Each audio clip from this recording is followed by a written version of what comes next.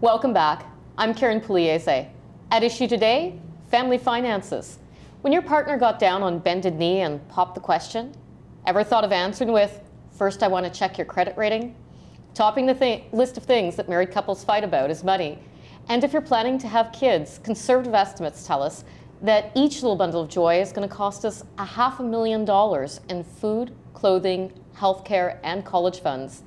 To guide us through how to finance our family, we're joined by chartered accountant Robin Taub. Welcome to the show. Thank you.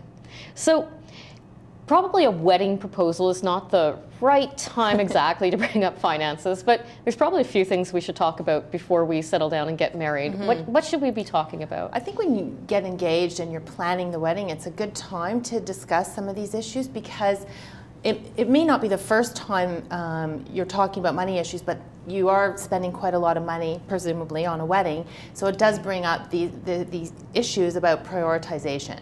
So what's most important to us? Do we want to have a big celebration? Would we rather save towards a down payment on a house? Do we want to travel and do some things before we settle down again? So it's a good opportunity to look at, are we on the same page financially? What are my values? What are your values? Hopefully we have shared values, which, why we're getting married in the first place.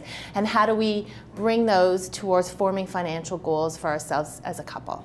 Well, you mentioned weddings. So do people spend too much on weddings, do you think? If you can afford it, I guess it's not too much. I think there is a tendency to get caught up, and it's the while we're at it syndrome. Like, while we're at it, why don't we do this and why don't we do that? And it escalates because there's, it's a whole industry out there of lots of different things that you can do. So I think there is a tendency to overdo it, and it is just a one-day thing, and once the money is spent, it is gone forever. You really have to keep that in mind. And is that also the time to sort of sit down and start talking about things like, what is your credit rating? Are you in debt?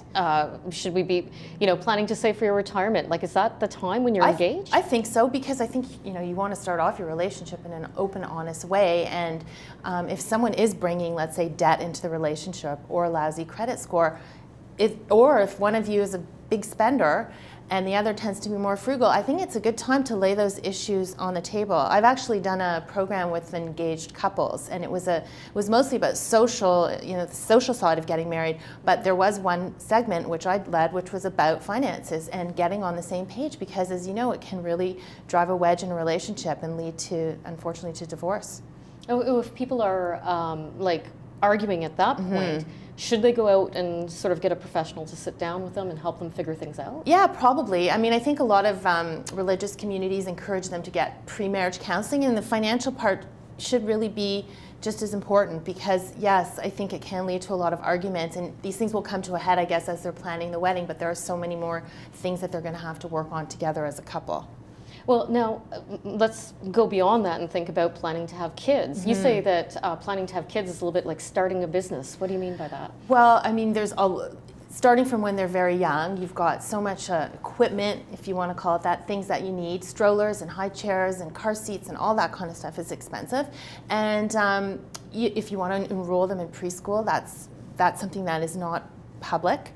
You have to pay for that yourself. And then, of course, if you're working, you have to deal with childcare, which is very expensive from an early age. So if you go back to work after 6 months or a year, you have to either have daycare or maybe a nanny come into your home, or you're relying on family members. So it is like a little business, because suddenly you've got more overhead, you've got more variable costs, you've got another mouth to feed, all that kind of stuff. And the figure you quoted at the top of the show, for sure, I can see that. So should people sit down and sort of make a little pie chart or something? Well, it should be part of your budget. Definitely, if you're thinking of starting a family, you can't ignore the fact that one of you is going to be off work for 6 months, a year, or longer. So how are you going to deal with that possible reduction in revenues coming in income coming in, and then dealing with these costs, these upfront sort of costs for all the stuff the kid needs. And then there's the future things, it's not just university now that people spend money. You can send your children to private school, which can cost more annually than university. So depending on your means and what your priorities are, you really want to start looking at what that's going to cost you. Well, and then we're talking a little bit about college and university. saving for that. What are some options for people to save for that? Well, the government has what's called a Registered Education Savings Plan, an RESP. And what that is, it's a special plan that allows you to make contributions to that plan. The contributions themselves are not tax deductible, but once the funds are in the plan, any earnings within the plan, any income that you earn, any gains in the value of what you've purchased, those are all tax-free. So the money can grow a lot more quickly because there's no tax being taken off. And when the funds are withdrawn, there's also the tax belongs to the student, who's usually in a very, very low tax bracket. So it's very tax efficient. And the other significant feature of an RESP is that the government is willing to match up to 20% of your contributions up to $500. So if it's free money in a way. So it is free money from the government, and a 20% match is quite significant.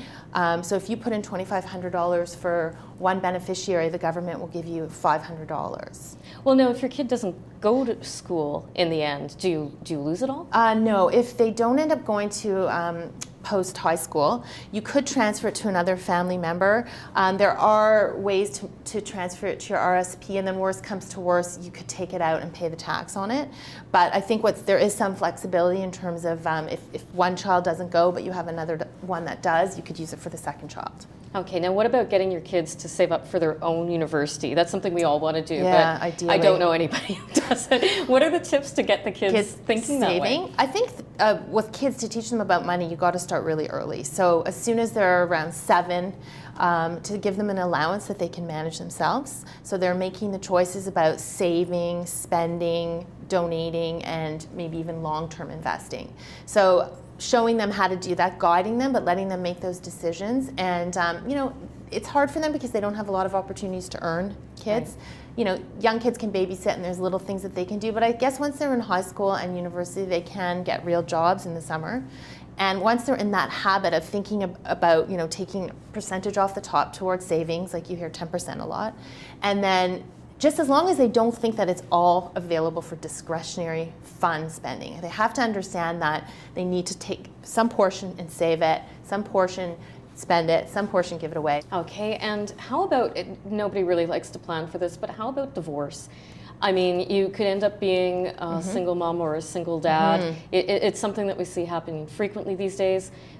Should you sort of keep some money aside for that or plan for that? I wouldn't say that. I mean, I think that women and men both should have, in addition to joint accounts and joint credit cards, probably have their own bank account and their own credit score and their own ability to, manage independently, financially speaking. And a lot of women, unfortunately, I think women tend to rely on their husbands for that kind of thing, and that's where you see if there's a marital breakdown that they're in trouble. I mean, I don't think you want to plan for that, but I think you should always be financially literate and not dependent on somebody else, and have a credit rating and have a little bit of your own discretionary money. What steps can a woman take to sort of learn more if she hasn't been used to managing money? Well, you got to get out there and find some resources, and there are lots of good resources available on the internet. There's lots of good shows on television that will educate you. You really have to take it on as your own responsibility. Right now, they don't teach that in school. I think they are going to be starting. I've heard in Ontario, but it's not currently something that maybe people of our generation grew up learning. So you really have to take on, you can buy books, you can form study groups, peer groups, get online. There's really a ton of resources out there, and try and match the resources to the issues that you're facing at your life stage. Okay, well, thank you very much for being with us. You're welcome. Thank you. And when At Issue returns, getting retirement ready. Stick around.